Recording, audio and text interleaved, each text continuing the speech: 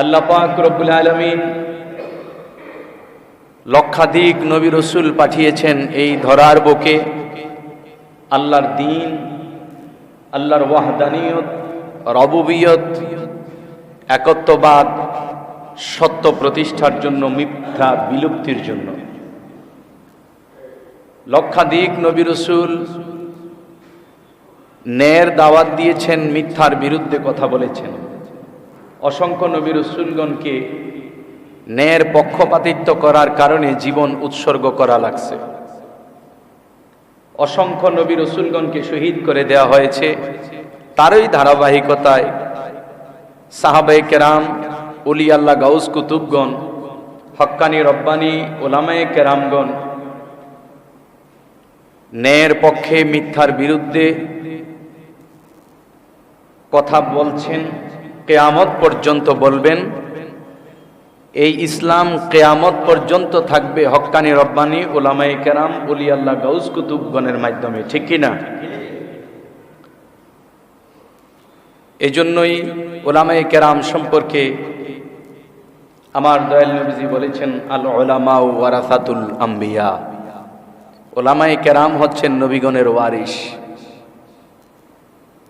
নবী রাসূলগণ ওয়ারিস হিসেবে সম্পদ দন্দৌলত রেখে যান না। নবী রাসূলগণ ওয়ারিস হিসেবে এলেম রেখে যান, জ্ঞান রেখে যান। এই জ্ঞানের উত্তরাধিকারী যারা, তারা হচ্ছে ওলামায়ে কেরাম। বলেন সুবহানাল্লাহ। ওলামায়ে কেরামদের ইজ্জত সম্মান সম্পর্কে এই জন্য আল্লাহ পাক বলেছেন, ইন্নামা ইয়াখশাল্লাহু মিন ইবাদিহিল উলামা। নিশ্চয়ই সমস্ত আল্লাহর বান্দাবান্দীদের মধ্যে আল্লাহকে সবচেয়ে বেশি ওলামায়ে কেরাম ভয় করে। বলেন সুবহানাল্লাহ। ওলামায়ে কেরাম ইসলামের মধ্যে সম্মানিত একজন ব্যক্তি, কারণ ওনারা হচ্ছেন নবীগণের ওয়ারিস। এ কারণেই প্রতিটি সমাজে একজন ইমাম, একজন মুয়াজ্জিন, একজন খতিবকে অনেক সম্মান করা হয়। একজন মুয়াজ্জিন যদি বয়সে ছোট হয়, দেখবেন তার দাদার বয়সী, বাবার বয়সীরও তাকে অনেক সম্মান করে, ঠিক কিনা? এটা মুসলমানদের আদর্শ, এটা ইসলামের নির্দেশ। তো বড় দুঃখের বিষয়, আপনারা জানেন গাজীপুর, হায়দ্রাবাদে একজন বিজ্ঞ আলেম হযরত মাওলানা মুফতি রইসউদ্দিন মিথ্যা অপবাদ দিয়ে ওনাকে শহীদ করে দেওয়া হয়েছে। ওই মসজিদের, উনি যেই মসজিদে খেদমত করতেন, ওই মসজিদের মোতাওয়াল্লি নিজেই বলেছে যে ওনাকে যেই অপবাদ দেওয়া হয়েছে, মূলত উনি ওই কাজ করেন নাই, মূলত উনি শিকার হয়েছেন গ্রুপিং এর শিকার। ওই মসজিদের দল দুইটা। দল কয়টা? দুইটা দল। ওনার এন্ট্রি যেই পার্টি, ওনার এন্ট্রি যেই গ্রুপ, ওই গ্রুপের রোষানলে পড়ে ওনাকে জীবন দিতে হয়েছে। দেখেন, বড় পরিতাপের বিষয়, আজ আমরা আছি কোথায়? আজ ইসলামের শিক্ষা আমাদের মধ্যে কতটুকু আছে? যেখানে ফিলিস্তিনের মধ্যে ইহুদিরা মুসলমানদেরকে মারে, আর বাংলাদেশের মধ্যে, ভারতে হিন্দুরা মুসলমানদেরকে মারে, আর আমার সোনার বাংলাদেশে আমি এক পন্থী, আপনি আরেক পন্থী, কিন্তু দোনো দলই মুসলিম। আমি এক পন্থী, আপনি আরেক পন্থী, দুই দলই মুসলিম। তবে আমার অপরাধ হলো, আমি কেন অন্যপন্থী হয়ে আপনার এলাকার মধ্যে আপনাদের পন্থী বেশি লোক, আমি কেন অন্যপন্থী হয়ে আপনার মসজিদে খেদমত করতে আসলাম, এই অপরাধে আমাকে প্রাণ দিতে হলো। শুধু প্রাণ নয়, মিথ্যে অপবাদেরও শিকার হতে হলো। এবং আরো বড় দুঃখের বিষয়, ওনাকে হত্যা করা হলো। যারা ওনার উপর অত্যাচার নির্যাতন করেছে তাদের ভিডিও আছে, তাদেরকে গ্রেপ্তারও করে না, তাদের বিরুদ্ধে মামলাও নেয় না। উল্টো যে কবরে চলে গেছে তার সম্পর্কে পুলিশ তদন্ত করে।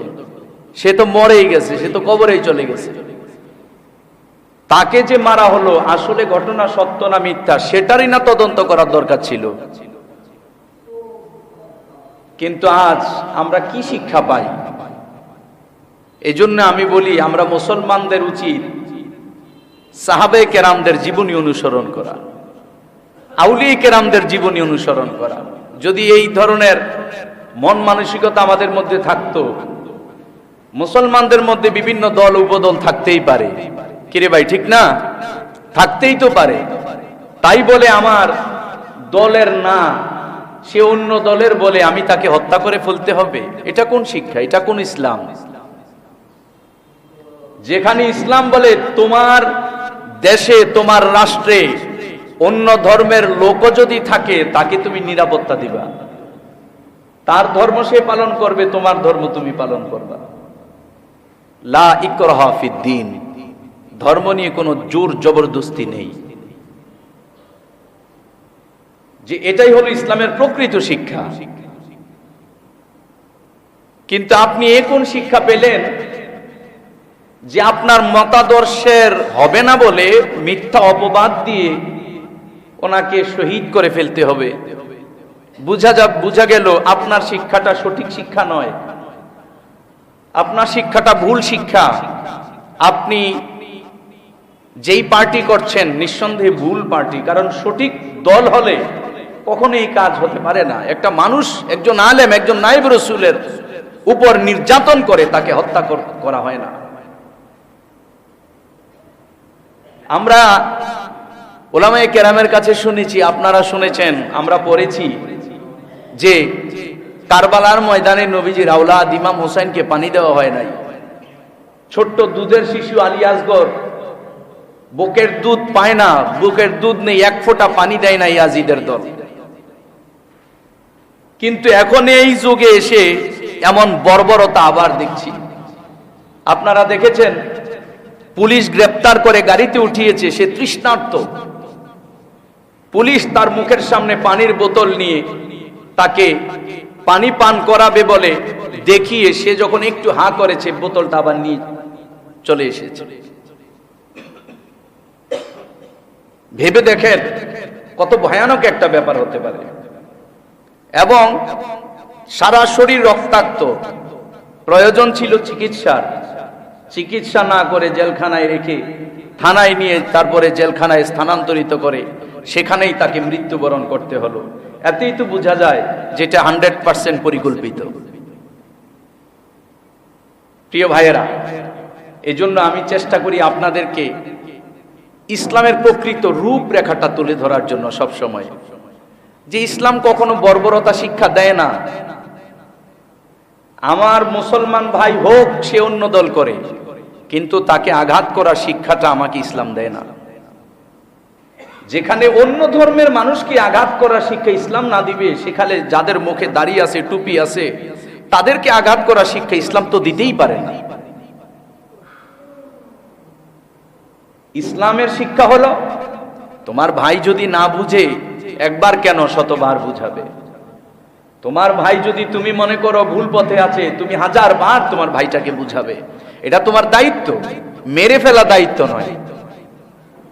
ইমাম হুসাইন, আওলাদে রাসূলগণ, আউলিয়া কেরামগণ, সাহাবে কেরামগণ মানুষকে হেদায়েতের দাওয়াত দিয়েছেন, বুঝিয়েছেন। লক্ষ কোটি বিধর্মী মুসলিম হয়ে গিয়েছে। ইয়াজিদের দলের কাজ হচ্ছে সত্যকে যখন দমিয়ে রাখা না যায় তখন ওই কারবালার মতো ঘটনা সংঘটিত ঘটানো। ইয়াজিদের অনুসারী যারা, তাদেরই কাজ হচ্ছে আক্রমণ করা। আক্রমণ করা প্রকৃত ব্যক্তিদের কাজ কখনোই হতে পারে না। সঠিক দলের কাজ, জান্নাতি দলের কাজ কখনো হতে পারে না। আক্রমণ তো তারাই করে যারা 72 ফেরকার অন্তর্ভুক্ত। ইসলাম আমাকে কাউকে মেরে ফেলার দায়িত্ব দেয় নাই, আমাকে দায়িত্ব দেওয়া হয়েছে বুঝানোর। আমার নবীজি বলেছেন, বাল্লিগু আন্নি ওয়ালাউ আয়া, আমি নবীর পক্ষ থেকে একটা কিছু, একটা হাদিস, একটা কোরআনের আয়াতও যদি তোমার কাছে পৌঁছে, তুমি তোমার মুসলমান অন্য ভাইয়ের কাছে সেটা পৌঁছে দাও। এটা আমার দায়িত্ব, এটা আপনার দায়িত্ব। আপনি একটা সুন্নত শিখেছেন, এই সুন্নতটা আরেক ভাইকে শিখান। আপনি একটা ভালো কাজ শিখেছেন, আপনি অন্য ভাইকে এই ভালো কাজটা শিখান।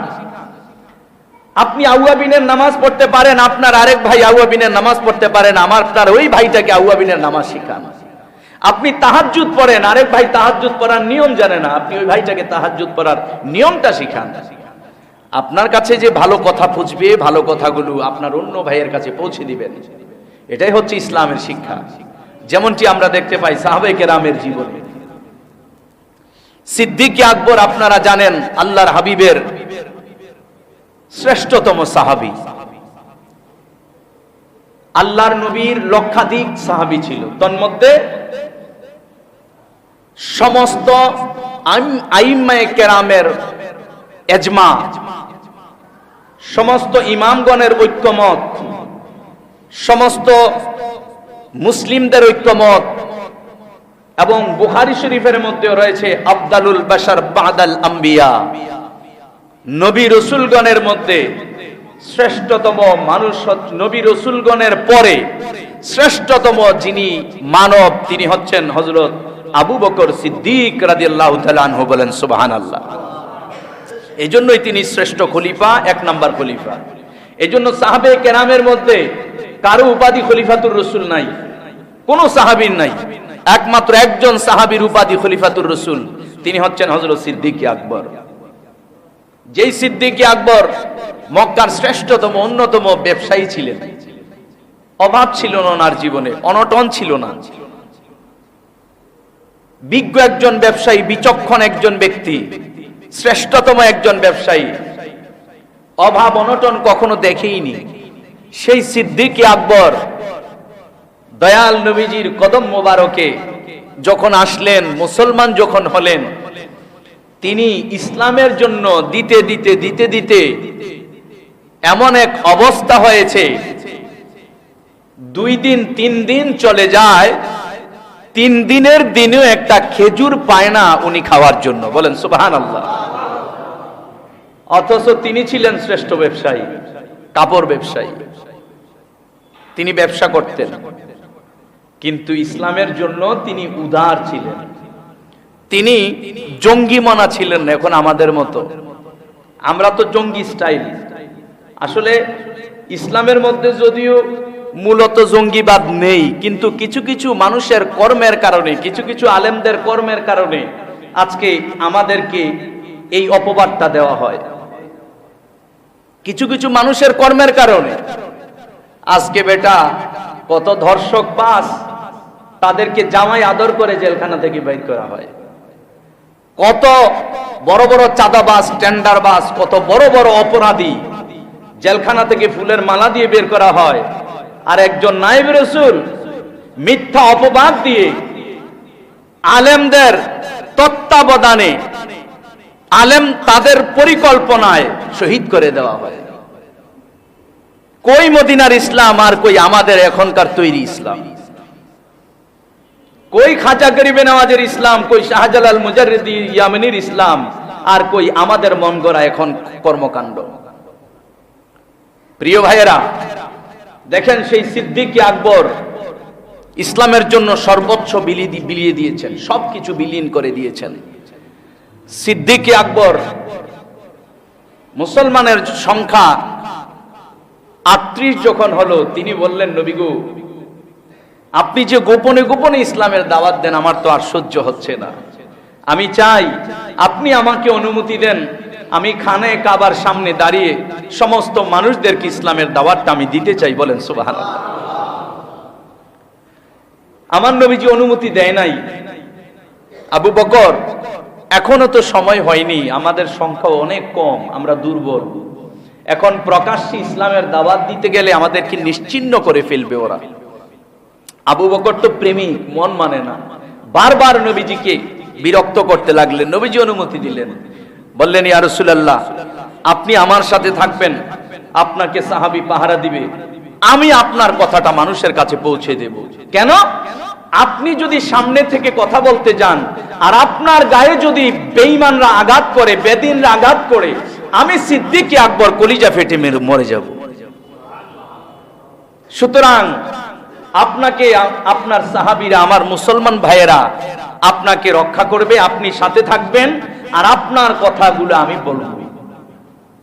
সিদ্দিক আকবর খানায়ে কাবার সামনে দাঁড়িয়ে মানুষদেরকে আহ্বান করলেন এক আল্লাহর দিকে, মানুষকে আহ্বান করলেন তাওহীদের দিকে, ওয়াহদানিয়তের দিকে, একত্ববাদের দিকে, আমার নবীজির রিসালাতের দিকে, অন্ধকার ত্যাগ করে আলোর দিকে, জাহান্নাম ত্যাগ করে জান্নাতের দিকে তিনি যখন আহ্বান করলেন, ওই মক্কার আবু জেহেল, মক্কার নিকৃষ্ট ব্যক্তিরা সিদ্দিক আকবরকে এমন আঘাত করলো, এমন মারা মারলো, হযরত আরকাম রাদিয়াল্লাহু তাআলা আনহু সহ অন্যান্য সাহাবীরা আমার নবীজিকে সেভ করে আরকাম রাদিয়াল্লাহু তাআলা আনহুর ঘরের মধ্যে নিয়ে গেলেন। আর সিদ্দিক আকবরকে এমন আঘাত করলেন, এমন আঘাত করলেন, গোটা দেহ রক্তাক্ত হয়ে গেছে। সিদ্দিক আকবরকে মুখের মধ্যে এমন পাথরের আঘাত করেছে, ওনার মুখে কাঠের খড়ম দিয়ে এমন আঘাত করেছে, ওনার গোটা মুখ টুকরা টুকরা হয়ে গেছে। এখন ওনার চেহারার দিকে তাকাইলে চিনা যায় না এটা কি আবু বকর সিদ্দিক না অন্য কেউ। উনি অজ্ঞান হয়ে গেলেন, ওনার নাকের নরম হাড্ডি পর্যন্ত ভেঙে চৌচির হয়ে গেছে, গোটা দেহ রক্তাক্ত। মক্কার মানুষ আসে আর যায় দেখে, কিন্তু কে চিনে না। সিদ্দিক আকবর আম্মা, সিদ্দিক আকবরের আম্মা এসে দেখে আমার বুকের ধন অজ্ঞান অবস্থায় এখানে পড়ে আছে। তখন উনি ওনার গোত্রের লোকেরা এসে আবু বকর সিদ্দিককে ঘরে নিয়ে গেলেন। ঘরে নিয়ে ওনাকে সেবা যত্ন করে সুস্থ যখন হয়নি, এখনো মাত্র জ্ঞান ফিরল। জ্ঞান ফেরার পর আবু বকরের আম্মা শুনছে মৃত্যুর দুয়ারে যেই সন্তান দাঁড়িয়ে আছে, যেই সন্তানের পা থেকে মাথা পর্যন্ত রক্তাক্ত, যেই সন্তানকে এমন আঘাত করেছে, পা থেকে মাথা পর্যন্ত প্রত্যেকটা জায়গায় আঘাতের চিহ্ন, ক্ষতের চিহ্ন, টুকরা টুকরা করে ফেলেছে, আবু বকর সিদ্দিককে এমন আঘাত করলো যেই নবী মুস্তাফার কারণে ওই আবু বকর সিদ্দিক চোখ মেলে তাকিয়ে ঠিকমতো তাকাতেও পারে না। আবু বকর সিদ্দিকের আম্মা বলছে, আমি দেখলাম ওই আবু বকর সিদ্দিক সর্বপ্রথম চোখ মেলে তাকিয়ে জবান নেড়ে নেড়ে বলছে, আমার নবী মুস্তাফা কেমন আছে। এটার নাম প্রেম, এটার নাম হক, এটার নাম সত্য পথের পথিক। আজ আমরা শিখি কি? জীবন নিয়ে যাই আমরা। কত জায়গায় বলাৎকার হয়, আজ পর্যন্ত শুনি নাই একজন বলাৎকারীর ফাঁসি হয়েছে। মাসে কমপক্ষে 20টা খবর আসে যে বলাৎকার হয়েছে অমুক মাদ্রাসায়। বাস্তব কথা, আমি এমনও ভিডিও দেখেছি মসজিদের এই যে মেহরাব, এই মেহরাবের মধ্যে বলাৎকার করেছে ইমাম সাহেব, ভিডিও দেখেছি। বলাৎকার করে শিশু বাচ্চাকে মেরে ফেলেছে, কিন্তু এত ভয়াবহ বলাৎকার একটার পর একটা হচ্ছে, কিন্তু আজ পর্যন্ত আমি দেখলাম না যে তার ফাঁসি হয়েছে। কিন্তু আজ মিথ্যা অপবাদ দিয়ে একজন আলেম মুফতি রইসউদ্দিন, কেন তিনি নবী প্রেমিক এটাই ওনার অপরাধ, কেন তিনি গাউসে পাক গরিবে নওয়াজকে মানে এটাই ওনার অপরাধ, কেন তিনি খাজা গরিবে নওয়াজের অনুসারী এটাই ওনার অপরাধ। আজকে ওনাকে সাজানো নাটক করে ওনাকে শহীদ করে ফেলা হলো। আবু বকর সিদ্দিক এটা শিক্ষা দেয় না। আবু বকর সিদ্দিক রাদিয়াল্লাহু তাআলা আনহু কি শিক্ষা দিয়েছেন তুমি পড়ো, তুমি জানো ভাই। ফারুক আজম কি শিক্ষা দিয়েছেন তুমি পড়ো। সাহাবে কেরাম কি শিক্ষা দিয়েছেন। গরিবে নওয়াজ এই ভারতবর্ষে, বাংলাদেশ, ভারত, নেপাল, শ্রীলঙ্কা, মায়ানমার, ভুটান, এই পাকিস্তান, গোটা উপমহাদেশে অস্ত্র নিয়ে আসে নাই, অস্ত্রের বলে ইসলাম কায়েম করে নাই, বর্বরতা দিয়ে ইসলাম কায়েম করে নাই, উগ্রতা দিয়ে ইসলাম কায়েম করে নাই, জঙ্গিবাদের মাধ্যমে ইসলাম কায়েম করে নাই, সিদ্দিক আকবর যেই শিক্ষা দিয়েছেন খাজা গরিবে নওয়াজ ওই শিক্ষা নিয়ে এই ভারতবর্ষে এসে ওনার কোরআনের কথা সুন্নাহর কথা শুনে ওনার নমনীয়তা দেখে ওনার ভাষার মাধুর্যতা দেখে 90 লক্ষের উপরে বিধর্মী মুসলমান হয়ে গেছে। আজ তুমি এই শিক্ষা পেলা কই ভাই? তোমার পথের অনুসারী হবে না বলেই তুমি মেরে ফেলতে হবে, তোমার দলের হবে না বলে তুমি তাকে মেরে ফেলতে হবে। তুমি ভুল পথে আছো, ভুল শিক্ষা পেয়েছো। সিদ্দিক আকবর চোখ মেলে তাকিয়ে বলছেন আমার নবী কেমন আছে। সিদ্দিকের আকবরের মা তো তখন মুসলমান না, ওনার মেজাজ গেছে খারাপ হয়ে। এই আবু বকর, যেই নবীর কারণে তোর বেটা আজ এই অবস্থা, আজকে তুই চোখ মেলে বলছিস নবী কেমন আছে? তোর অবস্থা খুবই ভয়াবহ, মৃত্যু সজ্জায়। তুমি বাবা মারা যেতে পারো যে কোনো মুহূর্তে। পানি এনেছি, নাও পানি পান করো। সিদ্দিক আকবর এতক্ষণ তার চোখ বেয়ে বেয়ে পানি পড়ে না, তার গোটা চেহারা চিনা যায় না, চোখ বেয়ে পানি পড়ে না। তার নাক ফাটিয়ে ফেলেছে, চোখ বেয়ে পানি পড়ে না।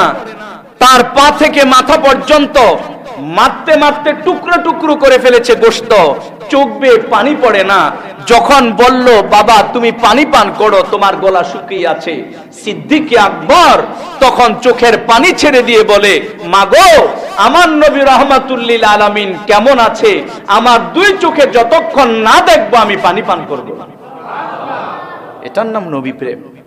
আমাদের অপরাধ সেই প্রেমের কথা বলি না, আমাদের অন্যায় আমরা সেই নবী প্রেমের কথা বলি, সেই নবীর শান গাই, সেই নবীর ইজ্জতের কথা বলি।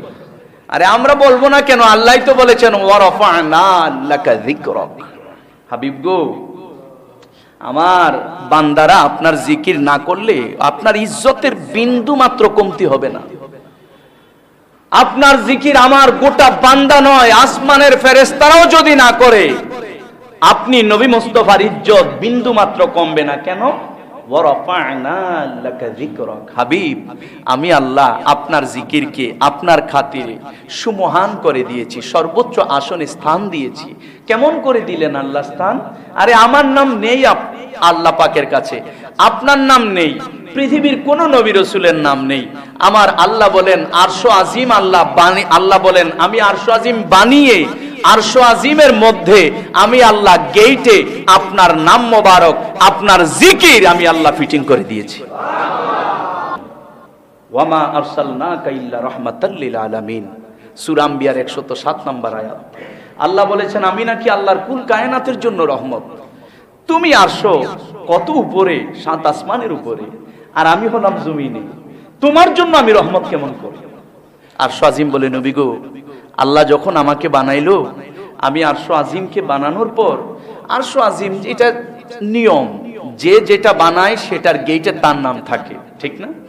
আপনি বাড়ি বানান, লিখে দেন না সত্ত্বাধিকারী আপনার নামটা, যেটা ভালো লাগে ওইটার নাম দিয়ে, যে গাউসিয়া মঞ্জিল বা অমুক প্যালেস নাম, তারপরে আপনার নাম সত্ত্বাধিকারী মালিকের নাম। তো আরশ আজিম বলছে নবী গো, আপনি আমার জন্য কেমন রহমত, কিভাবে রহমত হলাম আপনি জানতে চেয়েছেন। নবী তবে শোনেন, তাফসিরে সমরকন্দির মধ্যে সূরা আম্বিয়ার 107 নম্বর আয়াতের তাফসির করছেন ইমাম আবুল লাইস সমরকন্দি রাহমাতুল্লাহি আলাইহি। তিনি বলছেন যে আরশ আজিম জবাব দিল, আরশ আজিম তখন জবাব দিল নবী গো আপনি শোনেন, আপনি আমার জন্য কেমন করে রহমত। আল্লাহ যখন আমি আরশকে বানাইলো, বানিয়ে নিয়ম অনুযায়ী আল্লাহর বাড়ি, আল্লাহর ঠিকানা আরশের মধ্যে আল্লাহ লিখে দিয়েছে লা ইলাহা ইল্লাল্লাহ, এতটুকু। যখন এতটুকু লিখলো, আমি আরশের মধ্যে কম্পন তৈরি হয়ে গেল, আমি এমন ভাবে কাঁপতে লাগলাম। আল্লাহ বলল আরশ তুমি যেভাবে কাঁপছো তুমি তো ধ্বংস হয়ে যাবা। আরশ বলে হ্যাঁ প্রভু, অবশ্যই আমি ধ্বংস হব। আল্লাহ বলে কেন? আরশ বলে আল্লাহ তোমার নামের জালালিয়ত, তোমার নামের তাজাল্লি আমি সহ্য করতে পারি না, আমি ধ্বংস হয়ে যাব। আল্লাহ বলে আমি নামের তাজাল্লি তুমি সহ্য করতে পারো না, এজন্যই তো তাজাল্লির সাথে আমি রহমত সৃষ্টি করে রেখে দিয়েছি। আর তোরে ধ্বংস হওয়ার জন্য সৃষ্টি করি নাই, তুই ধ্বংস হবি না। এই কথা বলেই লা ইলাহা ইল্লাল্লাহর পাশাপাশি উপরেও না, নিচেও না, দূরেও না, লা ইলাহা ইল্লাল্লাহর সাথে মুহাম্মদুর রাসূলুল্লাহ সাল্লাল্লাহু আলাইহি ওয়াসাল্লাম যখন ফিটিং করে দিয়েছে, আরশ আজিম ধ্বংস হওয়া থেকে রক্ষা পেয়ে গেছে। আজ আপনি বলেন আল্লাহর নামের সাথে নবীর নাম লেখা যাবে না। আপনি ওয়াজ শোনান ইউটিউবে, না? আপনি এই উম্মাহকে গোমরাহ করার চেষ্টা করছেন যে আল্লাহর নামের সাথে নবীর নাম লেখা যাবে না। যে মসজিদে এক পাশে আল্লাহু লেখা থাকে আর এক পাশে মুহাম্মদ লেখা থাকে, এটা লেখা যাবে না, এটা শিরক। আপনি কোথায় পেলেন এই শিক্ষা? কে দিল আপনাকে এই শিক্ষা? লা ইলাহা ইল্লাল্লাহু মুহাম্মাদুর রাসূলুল্লাহ একসাথে লেখা যাবে না। আলহামদুলিল্লাহ আমাদের মসজিদে প্রতিটা পিলারে পিলারে আল্লাহ পাকের নাম, রাসূল পাকের নাম, ঠিক কি না? আজ তুমি কি শিক্ষা পেলা? আমাদেরকে কি শিক্ষা দাও তুমি? যে লা ইলাহা ইল্লাল্লাহ মুহাম্মাদুর রাসূলুল্লাহ একসাথে লেখলে শিরক হবে, মুশরিক হয়ে যাবে। বুঝা গেল তোমার এই শিক্ষা কোরআনের শিক্ষাও না, তোমার এই শিক্ষা হাদিসের শিক্ষা না, তোমার এই শিক্ষা নবীজির শিক্ষা না, তোমার এই শিক্ষা নিঃসন্দেহে ইহুদির শিক্ষা। তোমার এই শিক্ষা কোরআন শিক্ষা, সুন্নাহর শিক্ষা হতে পারে না। আরশ আজিমের মধ্যে আল্লাহ এই যে এখন যেভাবে আমার নবীর নাম, এই যে কালেমাটা আমাদের মসজিদে যেভাবে এভাবে আল্লাহ লিখে দিয়েছেন, আর তুমি কি বলো যে না একসাথে লিখলে শিরক হবে, মুশরিক হয়ে যাবে, এক পাশে আল্লাহু আরেক পাশে মুহাম্মদ লিখলে শিরক হবে। কিভাবে ব্যাখ্যা দেয় দেখেন, বলে যে এক পাশে আল্লাহু আরেক পাশে মুহাম্মদ লিখলে এর দ্বারা বোঝা যায় আল্লাহ এর নবী, নবী আল্লাহ। কোন নাউজুবিল্লাহ। কি এর মানে কি এটা? কখনোই তো না। আল্লাহ মানে আল্লাহ, নবী মানে নবী, ব্যাস, সহজ কথা। আল্লাহ স্রষ্টা, আমার নবী সৃষ্টি, নাকি নবী স্রষ্টা? আমরা কি কেউ নবীকে স্রষ্টা বলি, স্রষ্টা মনে করি? এ তো ভুল, মিথ্যে কথা। আল্লাহ হলো স্রষ্টা, আমার নবী হলো সৃষ্টি। কেমন সৃষ্টি? আল্লাহ যেমন স্রষ্টা হিসেবে তুলনা নাই, নবীও তেমন সৃষ্টি হিসেবে তুলনা নাই। এটাই আমার অপরাধ না? অতুলনীয় নবী মনে করি, এটাই আমার অপরাধ, তাই মেরে ফেলতে হবে। প্রিয় ভাই, সিদ্দিক আকবরের জীবনী দেখুন আপনি। যেই কথা আলোচনা করছিলাম আসলে 2-3 ঘন্টা লাগবে। সিদ্দিক আকবর বলছেন, নবী গো, সিদ্দিক আকবর বলছেন, মা আমার নবী কেমন আছে? কারণ আমি দেখেছি কাবা ঘরের সামনে ইসলামের দাওয়াত দেওয়ার কারণে কাফেরদের ভয়ানক রূপ আমি নিজ চোখে দেখেছি, কেমন অতর্কিত হামলা আমাদের উপর করেছে। তো এখন এই হামলার শিকার তো আমার নবী হয়েছে। আমার নবী না জানি কেমন আছে, আমি একটু নবীজিকে দেখতে চাই। মা বলছে, বাবা একটু পানি পান কর আগে। ঠিক আছে, দেখাবো। বলছে, না গো মা, আমার জীবন যাবে, এক ফোঁটা পানি খাবো না। আমার রহমাতুল লিল আলামিন, আমার ঈমান, আমার নবী মুস্তাফা কেমন আছে যতক্ষণ 2 চোখে না দেখবো। কোন সুবহানাল্লাহ। ওনার মা চলে গেল, কোথায় আছে নবী তালাশ করতে করতে খবর পায় না। অবশেষে জানতে পারলো তিনি হযরত আরকাম রাদিয়াল্লাহু তাআলা আনহুর ঘরের মধ্যে আছেন। তখন ওখানে আছে আবু বকরকে এসে বলল মা যে আমি খবর পেয়েছি, আমি জেনেছি তোমার নবী ভালো আছে। তিনি বললেন, আমি একটু 2 নয়নে দেখতে চাই, আমাকে নিয়ে যাও। বলল, বাবা তুমি তো শোয়া থেকে তো বসতেই পারো না, তুমি যাবে কেমন করে? বলে, মা আমাকে আপনি যেভাবে হোক কাঁধে করে হলেও নিয়ে যান আমার নবীজির কাছে। তখন ওনার আম্মা যান আমার নবী রহমাতুল লিল আলামিনের কাছে, ওনাকে অনেকগুলো লোকের মাধ্যমে আলগি দিয়ে ওনাকে যখন ঘরের আরকাম রাদিয়াল্লাহু তাআলা আনহু ঘরের দরজার মধ্যে নিয়ে গেলেন, আবু বকর সিদ্দিক আওয়াজ করলো, দরজা খুললো। আবু বকর সিদ্দিককে নবী মুস্তাফা দেখে নবীজি জড়িয়ে ধরলেন এবং আবু বকর সিদ্দিক নবীজিকে দেখে বাচ্চাদের মতো ফুফিয়ে ফুফিয়ে কাঁদতে লাগলেন। বলেন সুবহানাল্লাহ। কান্নার রোল পড়ে গেল, সাহাবে কেরাম কাঁদছে, আমার নবীজি কাঁদতেছে, আবু বকর সিদ্দিক কাঁদতেছে। সেই সিদ্দিক আকবর আমার নবীজিকে ভালোবাসা শিক্ষা দিয়েছেন। আজকে মনে করেন আপনি কি শুধু নামাজের কথা বললেই হবে? না ভাই, আপনি মনে করেন শুধু রোজার ওয়াজ, দাড়ির ওয়াজ, পাগড়ির ওয়াজ, টুপির ওয়াজ, মিসওয়াকের ওয়াজ, ডিলা কুলুকের ওয়াজ করলেই চলবে? অসম্ভব নয়। এই আমলের আগে আপনাকে যেটা শিক্ষা করা প্রয়োজন সেটা হলো আমার নবীজির মহব্বত, সেটা হলো আহলে বায়াতের মহব্বত। এ কারণেই তারাই সঠিক পথে যারা আমলের সাথে ঈমানের কথা বলে, তারাই সঠিক পথের প্রচারক যারা আমলের সাথে আমার নবী প্রেমের কথা বলবে। প্রিয় ভাই, একটু মনোযোগ। প্রেম কি জিনিস দেখেন। বদরের যুদ্ধে আবু বকর সিদ্দিক নবীজির দল, আর আবু বকরের জন্ম দেওয়া ছেলে আব্দুর রহমান আবু জেহেলের দল। তখন তো তিনি মুসলমান হয় নাই, ওনার ছেলে আব্দুর রহমান আবু জেহেলের দল আর আবু বকর নবীজির দলে যুদ্ধ করছে, তুমুল লড়াই হচ্ছে। যুদ্ধ শেষ, পরবর্তীতে আবু বকরের সন্তান মুসলমান হলো। মুসলমান হওয়ার পরে হযরত আবু বকরের ছেলে আব্দুর রহমান রাদিয়াল্লাহু তাআলা আনহু আবু বকরকে বলছে, বাবা, বদরের যুদ্ধের দিন আমি তোমাকে কয়েকবার আমার হাতের কাছে পেয়েছি, আমি তখন যদি চাইতাম ইচ্ছে করলে তোমাকে হত্যা করে ফেলতে পারতাম।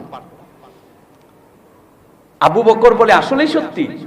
আব্দুর রহমান বলে, হ্যাঁ বাবা সত্যি, আমি তো তখন আবু জেহেলের দলের লোক, বিধর্মী, আর আপনি নবীর লগের লোক।